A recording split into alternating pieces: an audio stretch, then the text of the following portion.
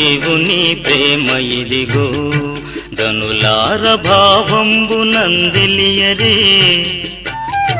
కేవలము నమ్ముకొని నా పరలోక జీవంబు మనకబ్బును. ఇది యెహోవా ఏర్పాటు చేసిన దినము, దీని యందు మనము ఉత్సహించి సంతోషించెదము. యెహోవా పేరట వచ్చువాడు ఆశీర్వాదమొందునుగాక. యెహోవా మందిరముల నుండి మిమ్ము దీవించుచున్నాము. ప్రార్థన చేసుకుందాం. ప్రేమ స్వరూపైన మా పరిశుద్ధ ప్రభువా, మీ ప్రేమను బట్టి, మీ కృపను బట్టి మీ పాదసన్ని సమీపిస్తున్నాము. ఈ పరిశుద్ధ దినమందు మమ్మల్ని సజీలుగా లెక్కించినందుకు మీకే స్తుతి స్తోత్రం చెల్లించుకుంటూ ఉన్నాం. ఈ ప్రాతకాలంలోనే మరొకసారి మీ పరిశుద్ధ మందిరంలోనికి మమ్మల్ని నడిపించినందుకు వందనాలు స్తోత్రాలు చెల్లించుకుంటున్నాం ప్రభువా. ఇంకను మీ ఏర్పాట్లో ఎవరెవరు రావలసి ఉన్నారో వారందరినీ కూడా నీ మందిరం నడిపించమని ప్రార్థన చేస్తూ ఉన్నాం ప్రభువా. నీ మందిరంలో అడుగుపెట్టిన మాలో ప్రతి ఒక్కరిని కూడా మీ స్వాధీనంలో ఉంచుకొని మేమందరము ఆత్మతో సత్యముతో నిన్ను ఆరాధించినట్లు సహాయం చేయండి. అలాగే నీ ఎదుట మా ప్రవర్తన మాకు దీవెనకరంగా మీకు మహిమకరంగా ఉండేలాగున నడిపించండి ప్రభువా. పాటలు పాడినప్పుడు మా స్వరాలు ముట్టండి. అలాగే నీ వాక్యాన్ని పఠించినప్పుడు, ధ్యానించినప్పుడు మీ స్వరాన్ని మాకు అనుగ్రహించండి. ప్రార్థన చేయనప్పుడు ప్రార్థనా శక్తి గల మీ పరిశుద్ధాత్మ చేతను అభిషేకించండి ప్రభువా. ఈ యొక్క ఆరాధన అంతట్లో సమయోచితమైన సహాయం మాకు అందరికీ అనుగ్రహించి మీరు మాత్రమే మహిమ, ఘనత, ప్రభావాలు పొందుకోమని యేసు నామమున వేడుకుంటున్నాము తండ్రి, ఆమేన్. ఈ ఆరాధన సమయంలో ఉత్తర ప్రత్యుర్భాగంగా కీర్తన గ్రంథంలో నుంచి 46వ కీర్తన ఉత్తర ప్రత్యుర్భాగంగా బాబు చేసిన గారు చదువుతారు. ప్రియమైన సంగమా, ఉత్తర ప్రత్యుత్తర రీతిగా 46వ కీర్తనను చదువుకున్నాం. దేవుడు మనకు ఆశ్రయమును దుర్గమునయ్యున్నాడు, ఆపత్కాలములో ఆయన నమ్మకనదగిన సహాయకుడు. కావున భూమి మార్పు నొందినను, నడి సముద్రములో పర్వతములు మునిగినను, వాటి జలములు ఘోషించుచు నురుగు కట్టినను, ఆ పొంగునకు పర్వతములు కదిలినను మనము భయపడము. ఒక నది కలదు, దాని కాలువలు దేవుని పట్టణమును సర్వోన్నతుని మందిరపు పరిశుద్ధ స్థలమును సంతోషపరచుచున్నవి. దేవుడు ఆ పట్టణంలోనున్నాడు, దానికి చలనము లేదు. అరుణోదయమున దేవుడు దానికి సహాయము చేయుచున్నాడు. జనములు ఘోషించుచున్నవి, రాజ్యములు కదలుచున్నవి. ఆయన తన కంఠధ్వని వినిపించగా భూమి కరిగిపోచున్నది. సైన్యములకు అధిపతికి యెహోవా మనకు తోడై ఉన్నాడు, యాకోబు యొక్క దేవుడు మనకు ఆశ్రయమై ఉన్నాడు. యెహోవా చేసిన కార్యములు వచ్చి చూడుడి, ఆయనే భూమి మీద నాశనములు కలుగజేయువాడు. ఆయనే భూదిగంతముల వరకు యుద్ధములు మాన్పువాడు. విల్లు విరుచువాడును, బల్లెమును తెగనరుకువాడును ఆయనే. యుద్ధ రథములను అగ్నిలో కాల్చివేయువాడు ఆయనే. ఊరకుండుడి, నేనే దేవుడునని తెలుసుకునుడి. అన్ని జనులలో నేను మహోన్నతుడు నగుదును, భూమి మీద నేను మహోన్నతుడు నగుదును. సైన్యములకు అధిపతి యెహోవా మనకు తోడై ఉన్నాడు, యాకోబు యొక్క దేవుడు మనకు ఆశ్రయమై ఉన్నాడు. కొన్ని ప్రత్యేకమైన పాటలు విందాం. నీవు నా తోడు ఉన్నావయ్యా, నాకు భయమేలనా యేసయ్యా. నాకు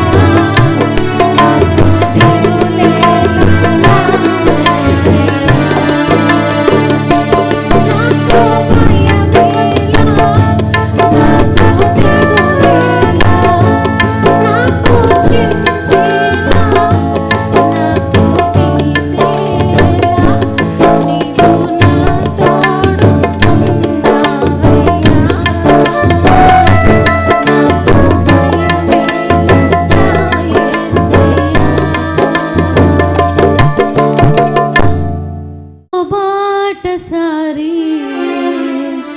వినవయ్య ఒక్కసారి బాటసారి ఓ బాటసారి వినవయ్య ఒక్కసారి పయనించే బాటసారి బాటసారి ఓ బాటసారి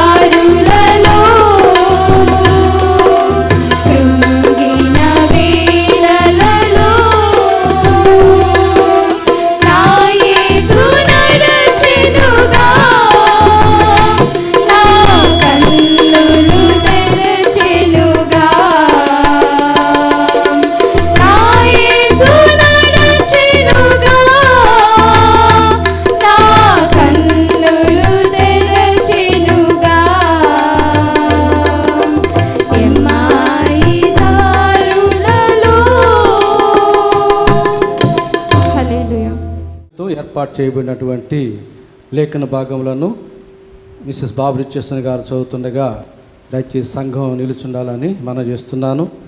కీర్తన గ్రంథంలో నుంచి కోర కుమార్ రాసినటువంటి 42వ కీర్తనను మన ధ్యాన నిమిత్తమై చదువుకుందాం. దుప్పి నీటివాగుల కొరకు ఆశపడినట్లు దేవా నీ కొరకు నా ప్రాణం ఆశపడుచున్నది. నా ప్రాణము దేవుని కొరకు తృష్ణగునుచున్నది. జయము గల దేవుని కొరకు తృష్ణగునుచున్నది. దేవుని సన్నిధికి నేనెప్పుడు వచ్చేదను, ఆయన సన్నిధిని నేనెప్పుడు కనపడేదను.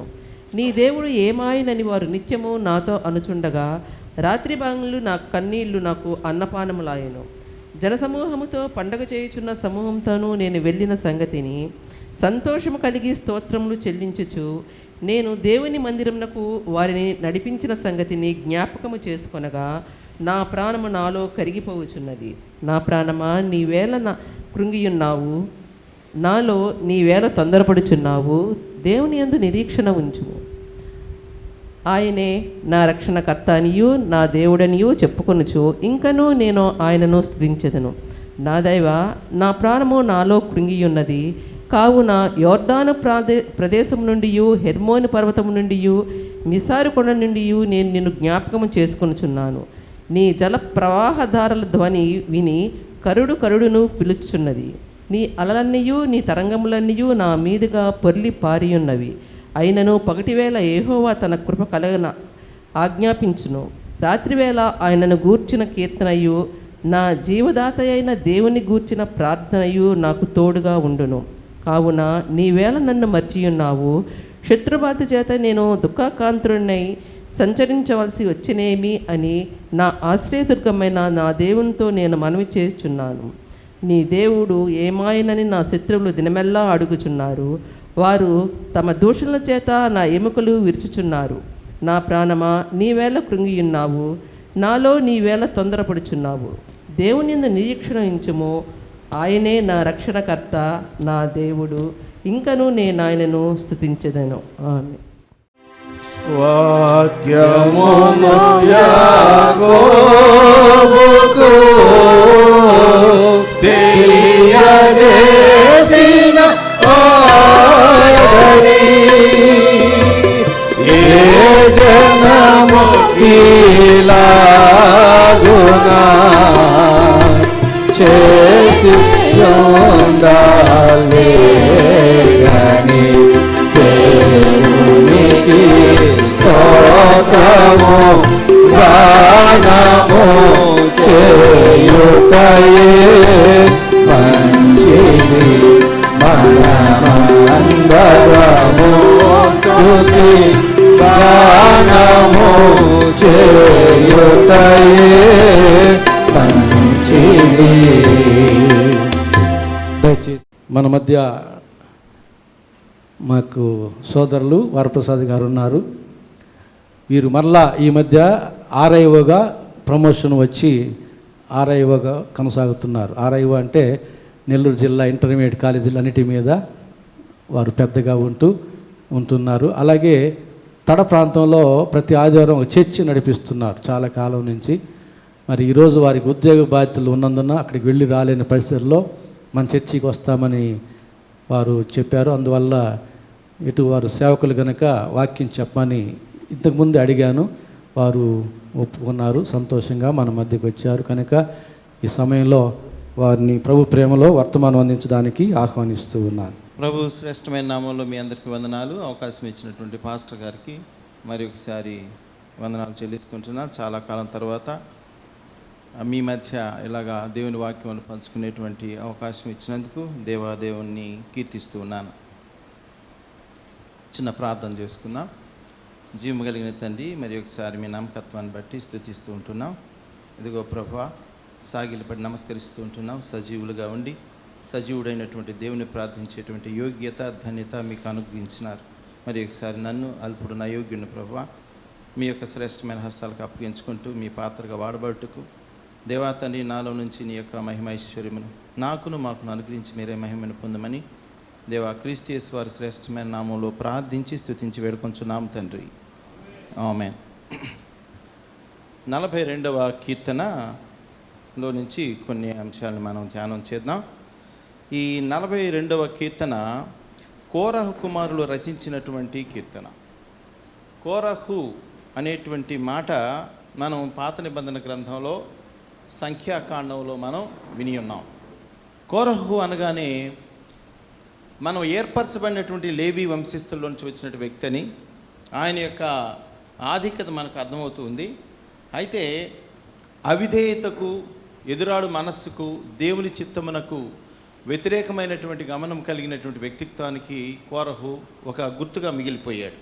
అయితే అలాంటి తండ్రి నుంచి మరి వచ్చినటువంటి కుమారులు దేవునిని సన్మానించేవారుగాను, దేవునికి విధేయులయ్యేటువంటి వారుగాను, దేవునిని ఎదురాడేటువంటి విషయంలో దేవుని నుంచి మరి తన తండ్రి నుంచి ప్రత్యేకించబడినటువంటి వారుగాను ఇక్కడ మనం చూస్తూ ఉన్నాం. అంటే అవిధేయతల నుంచి విధేయులైనటువంటి బిడ్డలు రావడం ఇక్కడ వారి జీవితంలో మనం చూసినటువంటి ప్రాముఖ్యమైనటువంటి అంశం. కానీ దేవుడు వారిని చాలా అద్భుతంగా వాడుకున్నారు. ఆయన మందిర ఆవరణంలో నివసించే వారిగా, దేవుని పట్ల తృష్ణ కలిగిన వారుగా, దేవుని వాక్యం, దేవుని యొక్క సేవలో ఆసక్తి కలిగిన వారుగా వారి దాహాన్ని మనం 42వ కీర్తనలో మనం చూస్తాం. కాబట్టి కోరహు కుమారుల నుంచి మనం చాలా మరి ప్రాముఖ్యమైన అంశాన్ని మనం నేర్చుకోవచ్చు. కోరహు కుమారులు మొట్టమొదట మనకు 11 కీర్తనలు రాసినట్టుగా మనకు కనపడుతుంది. 42వ ఎక్స్టెన్షన్ 43వ కీర్తనగా ఉంటే మిగిలినటువంటి 11 కీర్తనలు మనం ఇక్కడ గమనించవచ్చు. అందులో ప్రాముఖ్యమైనటువంటిది మనం ధ్యానించబోతూ ఉన్నాం. 42వ కీర్తన. దుప్పి నీటి వాగుల కొరకు ఆశపడినట్లు దేవా నీ కొరకు నా ప్రాణము ఆశపడుచున్నది. ఇక్కడ ఉపమాలంకారం కనపడుతూ ఉంది. పోలిక దేనితో పోలుస్తున్నాడు తన దాహాన్ని అనంటే దుప్పికి ఉన్నటువంటి దాహం. దుప్పి అది చాలా వేగవంతమైనటువంటి జంతువు. దుప్పి చాలా భయమును కలిగినటువంటి జంతువు. ఏమాత్రం అలికిడి వచ్చినా అది చాలా వేగంగా పరిగెడుతుంది. శత్రువు నుంచి తప్పించుకునేటువంటి అత్యంత వేగమైనటువంటి జంతువు. అయితే అలాంటి దుప్పి అలాగ పరిగెత్తినప్పుడు దానికి వేసేటువంటి దాహము చాలా తీవ్రమైనటువంటిది. అందుకని అది తిరుగుతూ ఎక్కడైతే నీటి వాగు కనపడుతుందో దానికి ప్రాణము సొల్మసిల్లిపోయినంత ఆనందం. అలాంటి పోలిక కోరహు కుమారుడు ఇక్కడ కనపరుస్తున్నారు. దేవా అలాంటి దాహము నాకున్నది. ఈ దాహము దేని కొరకు ఉన్నది అంటే దేవా నీ కొరకు నా ప్రాణము ఆశపడుచున్నది. దేవుని కొరకు వీరి యొక్క ప్రాణము ఆశపడుచున్నది. కనుక మనకు ఎన్నో రకాలైన ఆశలు ఉంటాయి, లోక సంబంధమైన ఆశలు ఉంటాయి.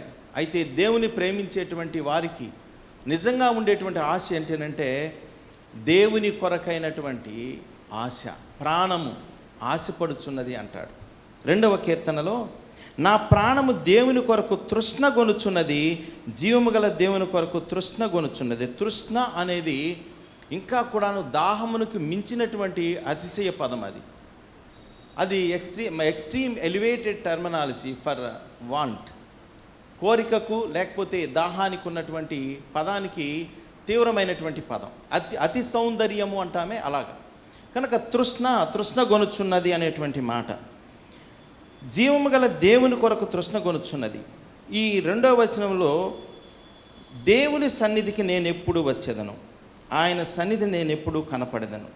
ఎప్పుడు అనేటువంటి ప్రశ్న ఎందుకనో ఒక ఎడబాటును, కొంత గ్యాప్ను ఇక్కడ మనకి ఇస్తూ ఉంది. నేను ఎప్పుడు కనపడదును, కనపడేవాడు ఎప్పుడు కూడాను నేను ఎప్పుడు కనపడదును అని అనండవు. రోజు స్కూల్కి వచ్చేవాడు నేను ఎప్పుడు వచ్చేదను అని అంటావు. When that boy is irregular, వాడికి ఆ ప్రశ్న ఆపాదించబడుతుంది. ఎందుకనో కారణమైతే ఇక్కడ మనకు తెలియదు. కానీ ఇక్కడ కోరహు కుమారులు అంటున్నారు, నేను ఎప్పుడెప్పుడు నీ యొక్క ఆవరణకు రావాలి, నీ మందిరానికి రావాలి, నీ సన్నిధికి నేను ఎప్పుడు రావాలి. నీ సన్నిధి, ద ప్రజెన్స్ ఆఫ్ గాడ్. మనం ప్లేసెస్కి వెళ్ళడం కాదు, కానీ we must experience the presence of God. అది చాలా మన యొక్క ఆధ్యాత్మిక జీవితంలో చాలా ప్రాముఖ్యమైనటువంటి అంశం. మనం we are attending church, we are getting the messages from different ways. ఇవన్నీ ఒక ప్రక్క అయితే ఆయన సన్నిధిని మనం అనుభవించడం, దానిని ఇక్కడ పాయింట్అవుట్ చేసి ఎలివేట్ చేస్తున్నాడు. నీ సన్నిధిని నేను ఎప్పుడు వచ్చేదను, నీ సన్నిధికి నేను ఎప్పుడు వచ్చేదను, ఆయన సన్నిధిని నేను ఎప్పుడు కనపడదను. సన్నిధి, this is very important experience in our spiritual life. నీ దేవుడు ఏమాయనని వారు నిత్యము నాతో అనుచుండగా. ఇక్కడ కొంచెం కాంట్రరీ కనపడుతూ ఉంది, కొంచెం డిసప్పాయింట్ కనపడుతూ ఉంది, కొంచెం నిరాశ కనపడుతూ ఉంది, నిస్పృహ కనపడుతూ ఉంది. ఆధ్యాత్మిక జీవితంలో ఇవి మనకు వస్తూనే ఉంటాయి, సవాళ్ళు వస్తూనే ఉంటాయి, ఛాలెంజెస్ వస్తూనే ఉంటాయి. అందుకనే ఒక మాట, శ్రేష్టమైన మాట, నీతిమంతుని కలుగు ఆపదలు అనేకములు. ఇది అండర్లైన్ చేసుకోవాలి మనం. సో మనం వెళుతున్నాం, వస్తున్నాం, ఎక్స్పీరియన్స్, దేవుని యొక్క సన్నిధిని అనుభవించడం, దేవుని యొక్క సన్నిధిని అనుభవించడం. మనం చాలాసార్లు ఏమనుకుంటామంటే, అందుకనే సమరయ స్త్రీ దగ్గర వచ్చిన కన్వర్జేషన్లో స్థల ప్రాధాన్యమైనటువంటి ఆరాధన, మా వారు కొండలెక్కి ఆరాధన చేస్తారు, మీరైతే దేవాలయంకి వెళ్ళి ఆరాధన చేస్తారు. అయితే ఆత్మతో సత్యముతో ఆరాధించేటువంటి సమయం రాబోతున్నది, వచ్చి ఉన్నది. That soul is ready to worship irrespective of place and position. That is the presence of God. దేవుడు మాట్లాడినప్పుడు చూడండి, మనం ఒక ఆశ్చర్యకరమైనటువంటి అనుభవం ఏంటంటే, యేసుప్రభు ఆమెతో ఎంతసేపు గడిపాడు, ఎన్ని మెసేజ్లు ఇచ్చాడు? లేదు కదా, లిటిల్ టైం. కానీ ఆ సమయంలోనే ఆ సిన్నర్ బికేమ్ అన్ ఎవాంజలిస్ట్. అంటే మనం చాలామంది స్త్రీలను మనం నెగ్లెక్ట్ చేస్తూ ఉంటాం, కానీ యేసు ప్రభు చాలా విలువిచ్చాడు. According to her submission, obedience and cleansing nature, కడుగుబడేటువంటి అనుభవం బట్టి ఆమె ఒక గొప్ప సువార్తికురాలయ్యింది. కనుక అలాంటి సన్నిధిని కోరహ కుమారులు కోరుకుంటూ, అలాంటి సన్నిధికి నేను ఎప్పుడు వచ్చేదను, ఎందుకనో వాళ్ళు అది పోగొట్టుకున్నారు. బహుశా ఏదో డిస్టర్బెన్స్ వచ్చింది, ఏదో కొంత దూరం వచ్చింది. వాళ్ళకి తెలుసు ఆయన సన్నిధిలోని శ్రేష్టత. అందుకని మరలా వాళ్ళు అడుగుతూ ఉన్నారు, మరలా వాళ్ళు దాన్ని కోరుకుంటూ ఉన్నారు, మరలా వాళ్ళు దాహం కొని ఉన్నారు. కనుక ఇక్కడ ఆ మాట చెప్పబడింది, నీ దేవుడు ఏమాయనని వారు నిత్యము నాతో అనుచుండగా. మనకు వచ్చేటువంటి ట్రిబ్యులేషన్స్, లేకపోతే సమస్యలు, లేకపోతే ప్యానిక్ సిచ్యువేషన్స్లో మీరు అంటారు కదా, మా దేవుడు గొప్ప దేవుడని. మరి ఏమైపోయాడు మీ దేవుడు అనేటువంటిది మనకు అవతల నుంచి వచ్చేటువంటి ప్రశ్న, ఒక సవాలుకరమైనటువంటి ప్రశ్న. మనం నిజంగా ఆత్మీయ జీవితంలో ఎదిలే వారికి, వెళుతూ ఉండేటువంటి వారికి, నిజంగా దేవుని పట్ల భక్తి కలిగినటువంటి వారు వెళుతూ ఉన్నప్పుడు ఇలాంటి సమస్యలు ఖచ్చితంగా రాక మానవు. ఎదురాడేవాడికే సమస్యలు వస్తాయి, తలగ్గేవాడికి ఏమీ రావు. స్ట్రైట్గా నిలబడితే అలా నెట్టేస్తుంది, వంగిపోతే అలా ఏం చేయలేదు. మనం చూస్తుంటాం వర్షాలు వచ్చినప్పుడు, నేను నా స్టూడెంట్స్ కౌన్సిలింగ్లో చెప్తూ ఉంటా, అలా మనకు వర్షాలు వచ్చినప్పుడు నదుల వైపు చూసినప్పుడు ఒక లెసన్ మనం నేర్చుకోవచ్చు. దానిలో ఎన్నో కొట్టుకొని పోతూ ఉంటాయి, without life. The things are without life. వాళ్ళు అవి నీటిలో ఎండిపోయిన చెట్లు, ఆకులు, జీవము లేనటువంటివి కొట్టుకొని పోతూ ఉంటాయి. కానీ జీవం కలిగినవి ఎదురాడుతూ ఉంటాయి, ఇత్తూ ఉంటాయి, ప్రవాహంకి ఎదురెత్తూ ఉంటాయి. కనుక దేవుని యందు సద్భక్తి కలిగినటువంటి వ్యక్తి జీవితంలో మనం గమనిస్తూ వచ్చినప్పుడు బైబిల్లో పాత నిబంధనలో కానీ క్రొత్త నిబంధనలో కానివ్వండి, అలాంటి వారికి అందుకనే ఆ వాక్యం ఉంది, నీతిమంతుని కలుగు ఆపదలు అనేకములు. దేవుడు వాగ్దానం ఏంటి, వాటి అన్నిటిలో నుంచి నేను అతని పైకి right. 7th class public examination tough, కష్టపడ బిడ్డ, వాడు దాన్ని క్వాలిఫై అయినప్పుడు 8th క్లాస్లోకి promotion, 10th class qualify అయినప్పుడు ఇంటర్మీడియట్లోకి, ఇంటర్మీడియట్ క్వాలిఫై అయినప్పుడు డిగ్రీలోకి. These are all the examinations, qualifications. So whatever we're getting, those are a qualifying stages in our spiritual life. దేవుడు మనల్ని హెచ్చైనటువంటి స్థితిలోనికి, స్థాయిలోనికి తీసుకెళ్ళేటువంటి పద్ధతి అది. అందుకనే నా వ్రేళ్లకు ఆయన పోరాటము నేర్పించువాడు, యుద్ధం ఎలా చేయడో నేర్పించువాడు ఆయన. యుద్ధము తప్పదు. అందుకనే యోర్దాను నదిని దాటుతూ ఉన్నప్పుడు మరి యెహోషువ ద్వారా దేవుడు ఏం చెప్పాడంటే, మీరు వెళ్ళేటువంటి దేశంలో చాలామంది శత్రువులు ఉన్నారు, మీకంటే మరి శక్తి కలిగిన వారుగా కనపడేవారు ఉన్నారు, కానీ నీవు ఈ మందసమును ఫాలో వెళ్తూ ఉన్నప్పుడు నేను చెప్పిన మాట ప్రకారం విని అనుసరించిన ఎడల వారి మీద నీకు జయమిస్తాను నేను. ఇచ్చాడు దేవుడు. ఇది మన స్పిరిచువల్ జర్నీ. కనుక ఇక్కడ కోరహ కుమారులు, రాత్రింబగళ్ళు నా కన్నీళ్ళు నాకు అన్నపానములైన. ఎంత మంచి డివోటీస్ అండి. తండ్రి చెప్తే, వరే నా వెనుక రారా, నాయకత్వం ఉంది, నా తర్వాత వారసులు మీరే, ఈ ఆస్తి మీరే. ఈరోజు మనం చూస్తున్నాం, బహుశా పొలిటీషియన్స్ ఎవరైనా ఉంటే ఎక్స్క్యూజ్ మీ చెప్పక తప్పదు. మళ్ళీ ఎమ్మెల్యేస్ ఉంటే నా కొడుకు ఎమ్మెల్యే కావాలని కోరుకుంటాడు, మంత్రి ఉంటే నా కొడుకు మంత్రి కావాలని కోరుకుంటాడు. వారసత్వం కదా. కానీ కోరహు దేనికోసం ఫైట్ చేస్తున్నాడు? నాయకత్వం కోసమే. ఆ నాయకత్వం తర్వాత కోర కుమారులు కూడా వెంటనే మీకు వస్తుంది అన్నప్పుడు, కానీ కోర కుమారులు డినైడ్. అందుకనే యెహోవా యందలి భయము పవిత్రమైనది. దేవుని భయం వారికి ఉంది. నాయకుడు సేవకుడైన మోషే పట్ల అచంచలమైనటువంటి విశ్వాసము, భయము, గౌరవం వాళ్ళకు ఉన్నాయి. అందుకని కోరహుతో వారు చేరలేదు. తండ్రి అయినప్పటికీ కూడా అది దేవునికి వ్యతిరేకమైనది కాబట్టి వారు ప్రత్యేకించబడ్డారు. సో అందరూ చనిపోయారు, భూమిని ఎరవిడిచి మింగేసింది. కానీ కోరహు కుమారులు మాత్రము చనిపోలేదు అనే మాట మనం గమనిస్తూ ఉన్నాం. అంత మాత్రమే కాదు, వాళ్ళు శ్రేష్టమైనటువంటి దేవుని పరిచర్యలో సాగుతూ వచ్చారు. అటువంటి వారికి వచ్చినటువంటి పరిస్థితులు, ఒక ప్రక్క ప్రశ్నలు, ఇంకో ప్రక్క హేళన. ఏమాయన మీ దేవుడు? నా కన్నీళ్ళు నాకు అన్నపానములు ఆయన. ఇక్కడ ప్యానిక్ సిచ్యువేషన్ పైన మనం చూసినప్పుడు ఇక్కడ ఒక డినైల్, దేవుడు విడిచిపెట్టాడా అనేటువంటిది కనపడుతూ ఉంది. ఏ గ్రేట్ ప్రాఫిట్ నుంచి ఓ మెసేజ్ వింటుంటే ఆయన ఒక వండర్ఫుల్ వర్డ్ ఇచ్చాడని. అంటే మనం చాలాసార్లు డినైల్, దేవుని చేత మనం విడిచిపెట్టబడ్డాము, దేవుడు వదిలేశాడు అనేటువంటి మాటకి వీఆర్ డినైడ్ అనేటువంటి మాటకి it is the divine alignment అంటాడు. మనకు స్టామినా ఇచ్చేటువంటి కొటేషన్. మనం feel that it is a denied one or denial అనే ఎక్స్పీరియన్స్. అంటే వాళ్ళు ఏం చెప్తున్నారంటే no it is divine alignment. పరలోకములో నిన్ను సరిగా క్రమంలో ఉంచేటువంటి ఒక పద్ధతి. మన కార్లు తీసుకెళ్తాం షెడ్కి, వాడిని వీల్స్ అలైన్మెంట్ అంటారు. వీల్స్ కొంచెం డిజార్టర్ వచ్చినప్పుడు బ్రతుకుల్లో పడి డ్రైవింగ్లో తేడా వస్తుంది, ఆ మూమెంట్లో తేడా వస్తుంది. వాళ్ళు ఏం చేస్తాం? అలైన్ చేస్తామంటారు. సో ఆత్మీయ జీవితంలో ఇలాంటివి వచ్చినప్పుడు దేవుడు విడిచిపెట్టడు సుమా, విడిచిపెట్టినట్లుగా మనకు అనిపిస్తుంది. But it is divine preparation, alignment అని గుర్తుపెట్టుకోవాలి. ఇక్కడ ప్యానిక్ సిచ్యువేషన్ కనపడుతుంది. రాత్రి బంగళ్ళు నా కన్నీళ్ళు నాకు అన్నపానములైన. జన సమూహముతో పండుగ చేయుచున్న సమూహంతో నేను వెళ్ళిన సంగతిని సంతోషము కలిగి స్తోత్రములు చెల్లించుచు నేను దేవుని మందిరమునకు వారిని నడిపించిన సంగతిని జ్ఞాపకం చేసుకొనగా. రిమెంబరింగ్.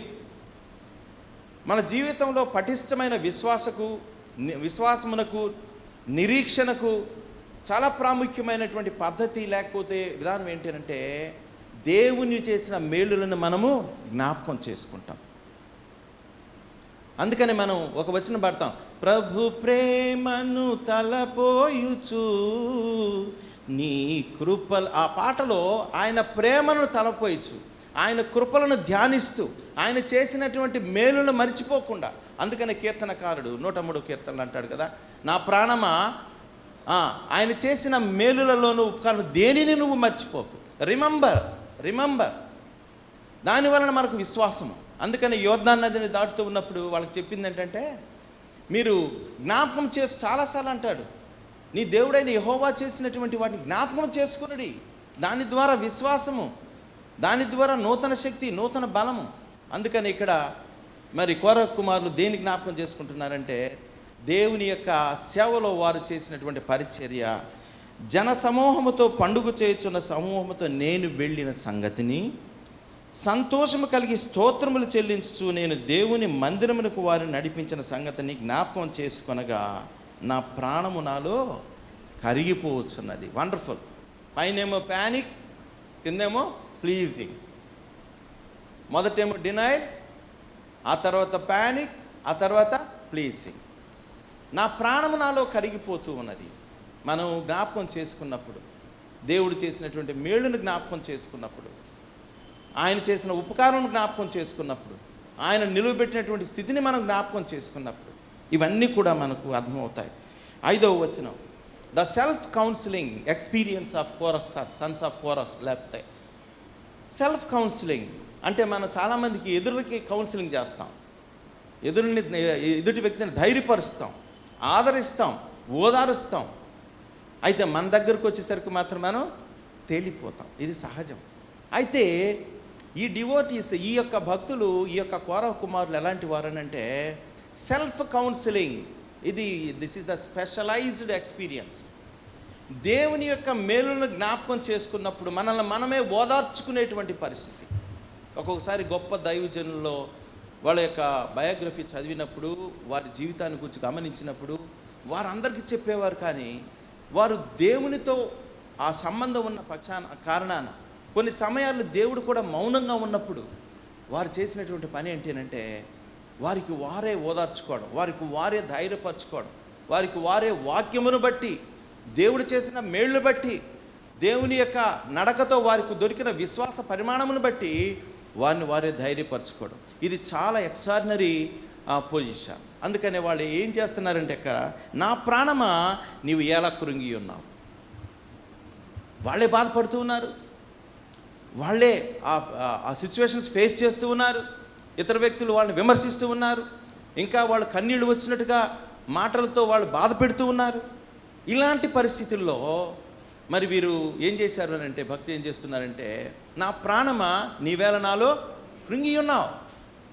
కృంగిన ప్రాణమును లేవదీసేటువంటి విశ్వాసపు మాటలు, అది దేవుని యొక్క సన్నిధిలో, దేవుని యొక్క వాక్యములో మనకు దొరికేటువంటి ధన్యత. మేము కూడా ఈ మధ్య మా ఫ్యామిలీ ఒక భయంకరమైన సిచ్యువేషన్ నుంచి మీకు కొంతమంది తెలిసి ఉండొచ్చు, రావాల్సి వచ్చింది. దేవా ఏమయ్యాం అనేటువంటి ప్రశ్న. But it is the sovereign will of God. It is the sovereign will of God. మనం ఏమి చెప్పలేం, అంతే. ఎప్పటికీ ఆ ప్రశ్న అలాగనే ఉండిపోయింది. అయితే దేవుడు ఎప్పుడో ఒకసారి ఆ ప్రశ్నకి జవాబిస్తాడు. ద ప్యానిక్ సిచ్యువేషన్, నా ప్రాణమా నీవేళ కృంగి ఉన్నావు, ఎలా నీవు తొందరపడుతున్నావు, తొందరపడి నీవు దేవుని పట్ల ఆ విధేయతను కోల్పోతున్నావా, రకరకాలైన మాటలు మాట్లాడుతూ ఉన్నావా, ఎదుటి నుంచి వచ్చేటువంటి ఆ యొక్క ప్రశ్నలకి నీవు వేరే విధంగా స్పందిస్తున్నావా, తొందరపడకు అంటూ ఉన్నాడు. దేవుని యందు నిరీక్షణ ఉంచుము. What a wonderful statement.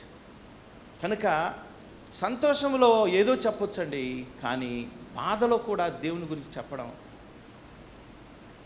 ఎక్కడైతే మనం ఒక ఆదరణ లేని వారుగా ఉంటున్నామో, ఇందాక పాస్టర్ గారు ప్రార్థన చేశారు, నేను క్లీన్గా విన్నాను. నేను ఆదరణ లేని వారికి ఆదరణ దయచేయి ప్రభువా. మంచి మాట.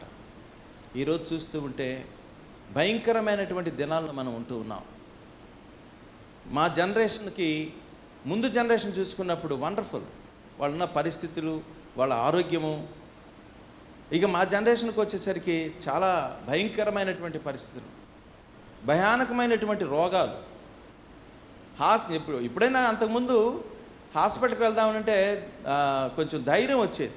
ఇప్పుడు హాస్పిటల్కి వెళ్దామంటే భయం వస్తుంది, చాలా భయం వస్తుంది.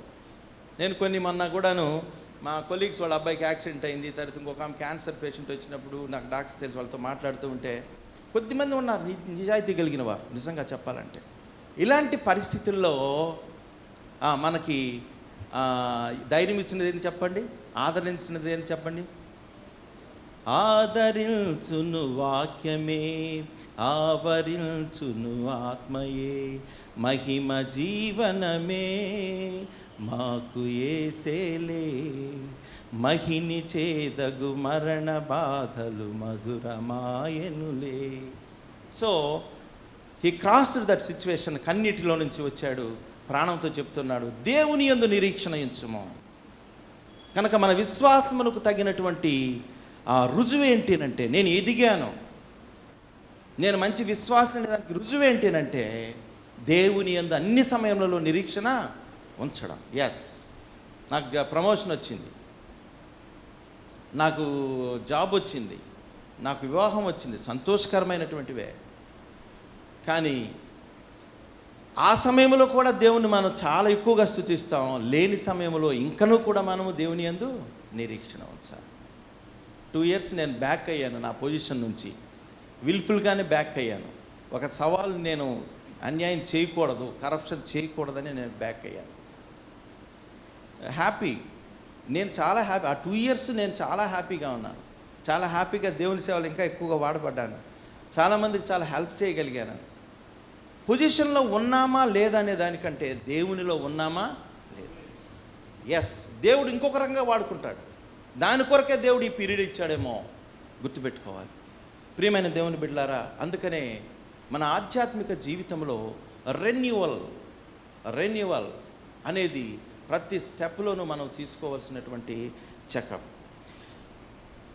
దేవుని యందు నిరీక్షించుము, ఆయనే నా రక్షణకర్త అనియు నా దేవుడు ఎన్ను చెప్పుకొనుచు ఇంకనూ నేను ఆయన ఇంకను ఇంకను అనేటువంటి మాట ఏమవుద్దంటే రెండు ఆపోజిట్ డైరెక్షన్స్ మధ్య ఉన్నటువంటి కంజంక్షన్. ఇంకను, స్టిల్ బాధలో ఉన్నను నేను ఆయన స్తుతిస్తాను, నా యొక్క పరిస్థితి బాగలేకపోయినా నేను ఆయన స్తుతిస్తాను, నేను ఒంటరినైనా ఆయన స్తుతిస్తాను. ఇది నిజమైనటువంటి స్తుతి, ప్రైజ్. కనుక భక్తుడైనటువంటి దావీదు నుంచి మనం చాలా నేర్చుకుంటాం. ఆయన ఏ స్థితిలో ఉన్నప్పటికీ కూడా ఆయన స్తుతించాడు. గొర్రెలు దొడ్డిలో ఉన్నప్పుడు దేవుని అలాగనే ప్రేమించాడు. రాజు అయినప్పుడు హ్యాపీగా ఆయన చుట్టూ సేవకురాండ్రు ఉన్నారు. ఇంకా వండర్ఫుల్ టైం. భార్య పక్కన ఉంది, హ్యాపీగా ముచ్చట్లాడుకుంటున్నారేమో. మందసం వస్తున్నటువంటి వినికిడి విన్నాడు, వెంటనే లేచాడు, పరిగెత్తుకుంటూ పోయాడు. అది తృష్ణ, దట్ ఈజ్ అ ఎవిడెన్స్. అది దాహం. ఇక అన్నీ మర్చిపోయాడు దావీదు. అయితే ఇది మనం దానికోసం మనం ఆశపడాలి. అది మన ఎదుగుదలకు నిదర్శనం. అదే అక్కడ నాట్యం చేశాడు, మర్చిపోయి నాట్యం చేశాడు ఆయన. దేవుని అందరి ప్రేమ మనల్ని అలాగా చేస్తుంది. దేవుని విశ్వసించడంలో మనకు అలాంటి ధన్యకరమైనటువంటి ఎక్స్పీరియన్స్ మనకు వస్తుంది. స్టిల్ ఇంకనూ నేను ఆయన్ను స్తుతించదను, ఇంకనూ నేను ఆయన్ను గణపరచదను. ఎస్, నేను ఒక మంచి బిలీవర్ని, అంటే ఒక మంచి విశ్వాసం నేను నా యొక్క డిపార్ట్మెంట్లో నేను చూడగలిగాను. మంచి పొజిషన్లో ఉండేవాడు. కానీ దేవుని పట్ల ఎంత ఆశ అంటే, ఒక బ్యాంక్ మేనేజర్ చెప్తున్నా, ఒక బ్యాంక్ మేనేజర్ ఆయన. నేను చూసినప్పుడు ఎంత ఆసక్తి అని అంటే, అసలు ఎవరన్నా వచ్చి దేవుని బిడ్డలొచ్చి ఒక వాక్యం చెప్పారనుకోండి, ఇక అలాగే వాక్యం గురించి ఆసక్తితో వినడం, అక్కడే ప్రార్థన చేయడం, ఒక లిటిల్ టైం తీసుకొని. ఎందుకని it shows the dedication, it shows the love towards God. మనకు అర్థమవుతూ ఉంది. నువ్వు ఎక్కడున్నప్పటికి కూడాను ఆయన సన్నిధిని అనుభవించేటువంటి బిడ్డగా మనము ఉండాలి. కనుక నా దేవా, నా ప్రాణము నాలో కృంగి ఉన్నది కావున యోర్దాను ప్రదేశము నుండి, హెర్మోను పర్వతం నుండి, మిస్సారు కొండ నుండి నేను నిన్ను జ్ఞాపకము చేసుకొనుచున్నాను. అంటే ఇది హిల్ ఎక్స్పీరియన్స్. ఆయన విని ఉన్నాడు, వారు విని ఉన్నారు. ఆ ఎక్స్పీరియన్సెస్ ఏంటో విని ఉన్నారు. దేవుడు తన బిడ్డలతో మాట్లాడినటువంటి మాటలను విని ఉన్నాడు. వాటినన్నిటిని కూడా జ్ఞాపకం చేసుకొని ఆ ఎక్స్పీరియన్స్లో నుంచి నేను మాట్లాడుతూ ఉన్నాను అని చెప్పేటువంటి మాట. ఇక్కడ 7వ వచనంలో మనం వచ్చినప్పుడు ఒక ఒంటరితనము వీరి జీవితంలో కనపడుతూ రిఫ్లెక్ట్ అవుతూ ఉంది. అన్ని జ్ఞాపకం చేసుకున్నా, తన కౌన్సిల్ చేసుకున్నా, తన ధైర్యపరుచుకున్నా, ఈ ఒంటరితనం ఇక్కడ కనపడుతుంది. నీ జల ప్రవాహధారల ధ్వని విని కరుడును పిలుచున్నది. నీ అల్లన్నీయు నీ తరంగములని నా మీదుగా పొర్లిపారి ఉన్నవి, నా మీదుగా పొర్లిపారి ఉన్నవి. చూసారా, వెంబడి ఈ ఒంటరితనములో ఎవడైనా మునిగేవాడు, మనం సముద్రానికి వెళ్తాం, అలాగే వెళ్ళినప్పుడు మనం అక్కడ ఒంటరి అయిపోతాం. అలా ఒకటి మీద పడిపోతుంది, ఇంకొక అల వచ్చి మీద పడిపోతూ ఉంటుంది. ఇక మునిగిపోతూ ఉన్నప్పుడు ఎవరు రక్షించలేరు, నోబడీ ఎల్స్. అలాంటి ఎక్స్పీరియన్స్ ఇక్కడ కనపడుతూ ఉంది. అయినను, ఈవెన్ దో, ఇందాక మనం స్టిల్ అనేటువంటి పదం చూసాం. ఇక్కడ అయినను, ఈ ఒంటరితనములో, ఈ యొక్క పరిస్థితులలో పగటి వేళ యెహోవా తన కృప కలుగని ఆజ్ఞాపించును. టెస్ట్ మనీ ఇస్తున్నాడు ఆయన. అర్థమవుతుందా? ఆయన కృప కలిగినటువంటి దేవుడు. రాత్రి వేళ ఆయన గూర్చిన కీర్తనయు, నా జీవదాత అయిన దేవుని గూర్చిన ప్రార్థనయు నాకు తోడుగా ఉండను. ఎవ్వరూ లేనటువంటి సమయంలో తోడుగా ఉండేది ఏంది అనేది ఆయన జీవితంలో అనుభవించి చెప్పేటువంటి మాటలు రెండు చెప్తున్నాడు. ఏంటంటే, నోబడీ ఎల్స్, నా దేవుని గూర్చిన ప్రార్థనయు, నా జీవదాత అయిన, అద్భుతమైనటువంటి మాట, నా జీవదాత అయిన నా దేవుని గూర్చిన ప్రార్థనయు నాకు తోడుగా ఉండను. ఆయన గూర్చిన కీర్తన, ఆయన గూర్చినటువంటి ప్రార్థన నాకు, కీర్తన ప్రార్థన నాకు తోడుగా ఉండను. ఎప్పుడైనా ఈ యొక్క ఎక్స్పీరియన్స్ ఉందా? ఎప్పుడైనా చూసుకోండి. మన జీవితంలో కోకొల్లలు ఉంటాయి. కన్నీటితో ఒంటరిగా మనం తేలిపోతూ ఉన్నప్పుడు దేవుడు మాట్లాడిన విధానం, పాట ద్వారా దేవుడు మాట్లాడిన విధానం. నేను ఒక ఎలక్షన్ సమయంలో మరి అక్కడ ఒక అధికారిగా పనిచేశాను, రిటర్నింగ్ ఆఫీసర్గా పనిచేశాను 7 పంచాయతీలకి. అక్కడ వాళ్ళు ఒక పెద్ద పని చేసి పెట్టారు. దాంట్లో నా తప్పేం లేదు, కానీ వాళ్ళు ఏదో చేయాలని చూశారు. అది ఆఖరికి కోర్టుకు వెళ్ళడం జరిగింది. నేను కోర్టులో సవాలు ఎదుర్కొన్నా, నిలబడ్డా హైకోర్టులో 4 years. 4 years I struggled a lot. కానీ ఆఖరకు తీర్పు నేను ఇచ్చిన ప్రొసీజర్కి అనుకూలంగా వచ్చింది. ఈ 4 సంవత్సరాలు ఎంత బాధపడ్డానో తెలిసిన. ఒకసారి ఫ్యామిలీ ప్రేయర్, మా చిన్న పాప చిన్నది ఫ్యామిలీ ప్రేయర్లో, డాడీ ఫ్యామిలీ ప్రేయర్ చేసుకుందాంరా అనింది. నేను ఆ రోజు మౌనంగా కూర్చున్నా. చాలా బాధగా ఉంది. కోర్టు అంటే భయం, ఎప్పుడూ లేదు ఎక్స్పీరియన్స్. కోర్టు అంటే భయం, అది హైకోర్టు. అది చాలా నన్ను కిడ్నాప్ చేయాలనుకున్నారు, చాలా ప్యాకేజ్ ఇచ్చారు. నేను ఇచ్చిన డెసిషను కొంచెం తప్పది అని చెప్తే చాలు, అవతల వాడికి ఇంక ఎలక్షన్ ఉండదు, యునానిమస్ అయిపోతాడు. ఎంతవంటి పోరాటం వచ్చిందంటే ఒక్కడనే నిలబడి 3000 మందికి నేను సమాధానం చెప్పాల్సిన పరిస్థితి వచ్చింది. కన్నీటితో ప్రార్థన చేశాను నేను. దేవుడు అన్నాడు, గెటప్ గెటప్, అంతే. నేను ఆ మాట తలుచుకున్నాను. పాప ఒక పాట పాడండి. ఏ పాట అమ్మ అంటే, లెమ్ము తేజరిల్లుము కదా, లెమ్ము తేజరిల్లుము. Right apt song to my situation. ఒక్క మాట తాకింది నాకు. వారిలో ఒంటరి అయినా వాడు 10 వందాలగును. నాకు ఆ పాట అట్నే లేపేసిందండి. ఈ కోర్టులు ఏం చేయలేవు, ఇవేం చేయలేవు. దేవుడు మాట్లాడుతున్నాడు, నువ్వు ఒంటరివి కాదంటున్నాడు ఆయన. నేరుగా 2 రోజుల తర్వాత కోర్టుకి వెళ్ళిపోయా, ఫైల్ ఇచ్చేసాను, జీపీతో మాట్లాడేసాను. జీపీ అన్నాడు, ధైర్యంగా ఉండు, నీ ప్రొసీజర్ కరెక్టు, డోంట్ వరీ అన్నాడు. దేవుడు మనల్ని విడిచిపెట్టే దేవుడు కాదండి. కనుక ఇక్కడ మన ఒంటరితనములో ఒక్కొక్కసారి మన లవబుల్స్ కూడా ఉండరు. మనం అనుకుంటాం lovable wife, lovable husband, lovable Sons, daughters, nothing doing. ఎవరు ఉండరు, గుర్తుపెట్టుకోండి. ఎవరుంటారు? ఆయన కీర్తన, ఆయన ప్రార్థన. నాకు కరోనా వచ్చింది, అంచుల వాళ్ళకి వెళ్ళి వెనక్కి వచ్చా, తొంగి చూసి వెనక్కి వచ్చాను నేను. డాక్టర్ చెప్పాడు, మీ డాడీని ఇంకా హైదరాబాద్ అక్కడ షిఫ్ట్ చేసుకోండి, ఆక్సిజన్ లెవెల్స్ బాగా పడిపోయినాయి. మా చిన్న పాప వచ్చి బోర్ని ఏడ్చేసింది, ఫోన్లో వచ్చి పరిగెత్తుకుంటా వచ్చి. అమ్మాయికి కూడా కొంచెం కరోనా అటాక్ అయ్యాయి. డాడీ ఏంటంటే, లేదు వెళ్ళిపోదాం, షిఫ్ట్ అయిపోదాం. చెప్పాను కదా, ఆవరించును ఆత్మయే. నేను ఒకటే మాట చెప్పా, ఇక్కడ నుంచి షిఫ్ట్ అయ్యే పరిస్థితి లేదు. అక్కడికి వెళ్ళినా ఒకవేళ దేవుడు ఉంచదలుచుకుంటూ ఉంచుతాడు, తీసేస్తాడు. అక్కడికి వెళ్ళాననుకో దిక్కు దశ లేకుండా లాగి పడేస్తాడు నన్ను. ఎక్కడుంటే కనీసం అనేది లోపల ఉంచుకొని, నాన్న God is empowered, don't worry, దేవుడు అద్భుతం చేస్తాడు, ప్రార్థన చేయండి. ఇదే నేను చెప్పిన మాట. నేను అతిశయంతో చెప్పలేదు, కానీ నా ఎక్స్పీరియన్స్తో చెప్తూ ఉన్నా. అర్ధరాత్రి 2 గంటలకి అక్కడ కూడా ఒక మా స్టూడెంట్ ఉంది, అమ్మాయి వచ్చింది. పాపం మానిటర్ తీసుకొని వచ్చి పెడితే ఆక్సిజన్ లెవెల్స్ మనకు తెలియదు, రైజ్ అయినాయి సార్, మళ్ళీ పెట్టు అన్నాను. మళ్ళీ చూపించింది. నో ఇది నమ్మను, ఇంకొక మానిటర్ తీసుకురమ్మని తీసుకొచ్చింది. డాక్టర్ శివప్రసాద్ నా ఫ్రెండ్ పరిగెత్తి నవ్వుతున్నారు. ఏంది సార్ మీరు అనుమానం, you are now in progress way, don't worry sir అన్నాడు. వెంటనే అవన్నీ ఫోటోలు తీసి ఇంటికి పంపించా. నీ కన్నిటిని, నీ అంగలార్పును నాట్యముగా చేయు దేవుడు ఆయన. అయితే కొన్ని సిచ్యువేషన్స్ ఆయన అలౌ చేసినప్పుడు ఇట్ ఈస్ ఈ సావరెన్ విల్. మనం ఏదైతే మంచిది అనుకుంటామో అది మంచిది కాకపోవచ్చు. దేవుడు దాన్ని శ్రేష్టమైన దాన్ని మనకి ఇస్తాడు. Thank God. వీళ్ళు ఎవరు నమ్మాల, మా పిల్లలు ఆ మానిటర్ అవన్నీ ఫోన్ తీసి పంపిస్తే హ్యాపీగా వచ్చారు. అందుకని గమనించాలి మనం. నాకు అప్పుడు ఎవరు తోడుగా ఉన్నారు చెప్పండి? నాకు ఎవరు తోడుగున్నారు? ఎవరు లేరు. నేను ఆ వార్డులో పాటలు పాడేవాడిని, ఆ వార్డులో వాక్యం చెప్పేవాడిని. నా పక్కన ఉండేవాళ్ళు సంతోషించేవాడు. వాళ్ళు వచ్చి అనేవాళ్ళు, ఏంది సార్ మీ ధైర్యము, మీరు హోలీ బిట్స్ చేస్తున్నారు, నవ్విస్తున్నారు, ఎందుకో నాకు తెలియదు. ప్రియమైన దేవుని బిడ్డలారా, this is the passion we have to adapt. మనం అనేక మందికి ఆదరణ ఇచ్చేటువంటి వారంగా ఉండాలి, అనేక మందిని ఓదార్చే వారంగా ఉండాలి, అనేక మందికి దీవెనకరమైనటువంటి వారుగా మనం ఉండాలి.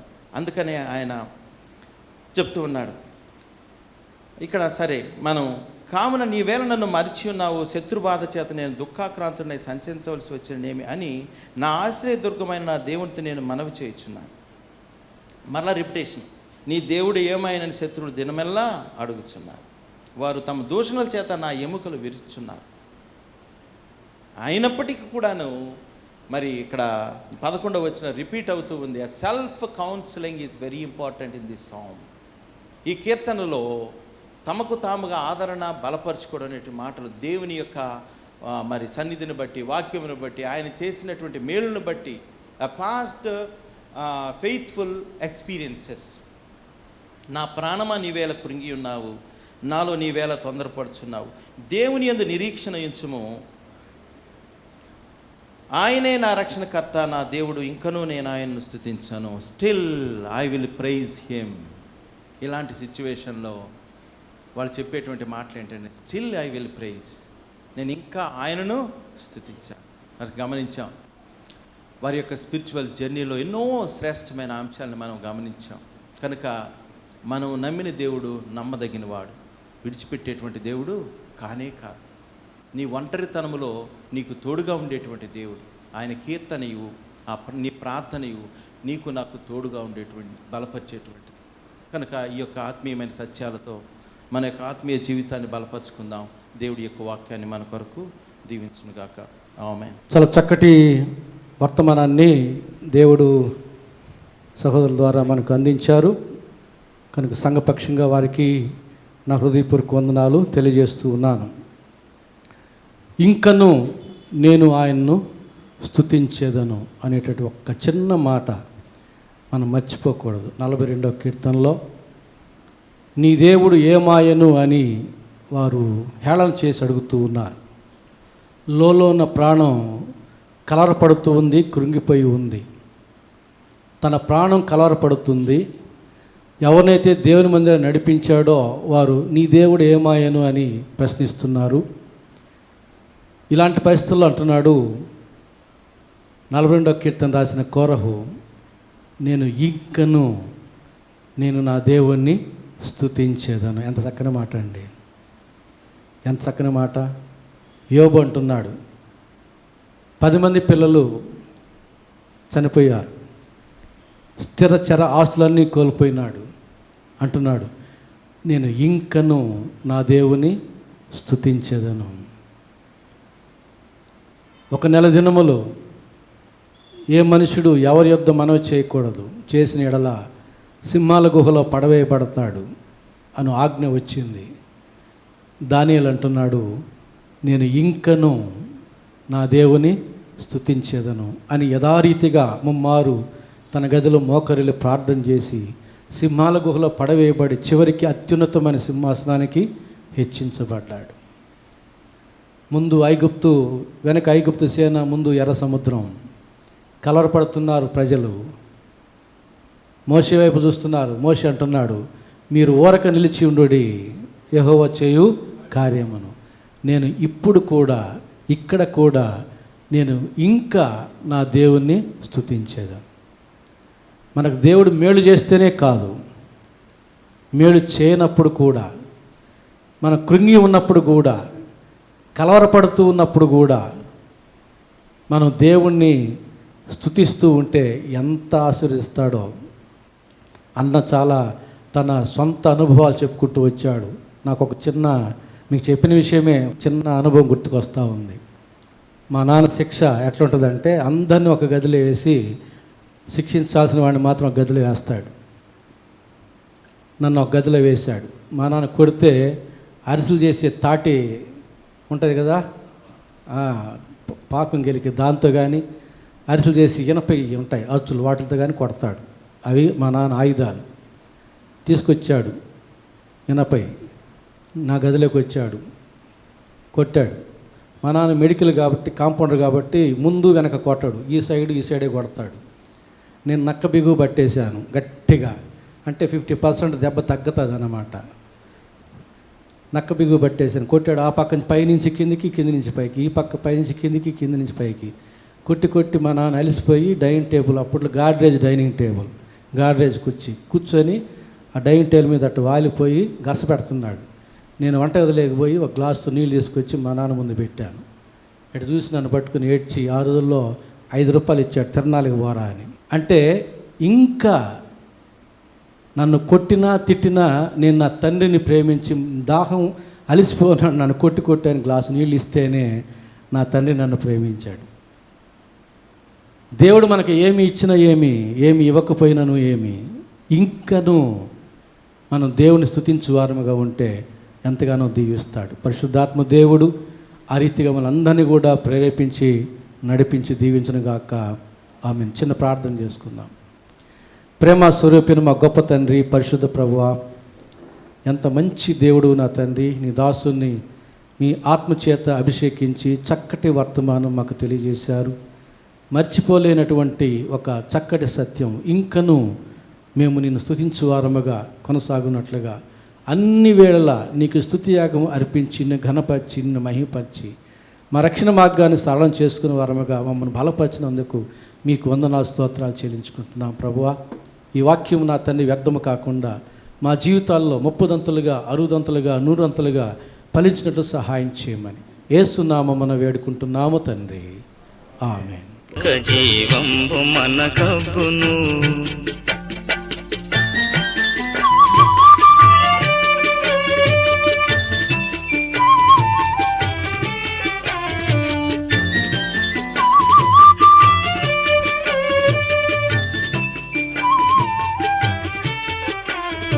సర్వలోకము మనలను తన వాక్య సత్య